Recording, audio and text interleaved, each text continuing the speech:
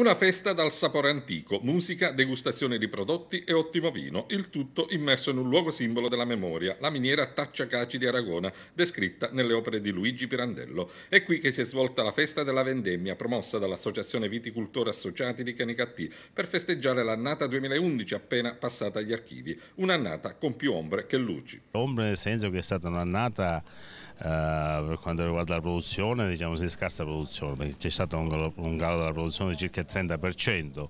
Le luci sono quelle riguardanti la qualità che sarà eccezionale. E la scelta di Tacciacaci non è stata casuale, ma fa parte di un ambizioso progetto elaborato dai viticultori associati con il quale si intende valorizzare la produzione enologica di qualità con le identità culturali del territorio. Come dire, più qualità e meno quantità, un rapporto che passa attraverso anche una sorta di rivoluzione culturale tra gli imprenditori ed agricoltori. La missione della nostra cooperativa, che è quella di legare la produzione del Nero d'Avola, che è la produzione di eccellenza nostra, a questo territorio che è il territorio vocato al Nero d'Avola. La miniera, il parco minerario da Ciacaci è un luogo simbolo del lavoro in provincia di Agrigento, su cui noi abbiamo avviato assieme all'assessorato regionale all'agricoltura dell'Istituto Vitevino un progetto per l'affinamento dei vini nelle discenderie, un progetto che ancora deve concretizzarsi, appunto perché aspettiamo l'autorizzazione, che speriamo che la burocrazia, diciamo, si sbrighi in questo senso,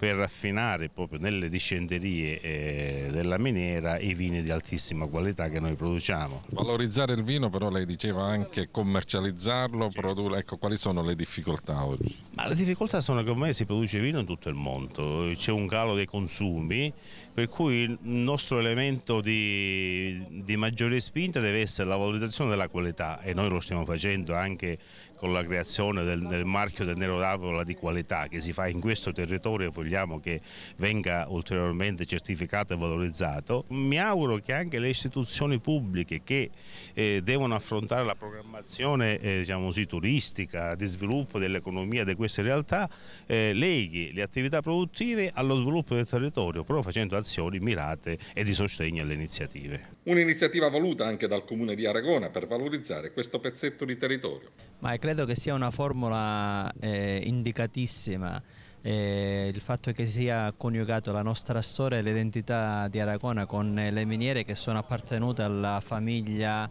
della moglie di Pirandello, quindi la Tacciacaci. Il fatto che siano state anche recuperate e quindi rese fruibili e quindi una ricchezza del nostro territorio.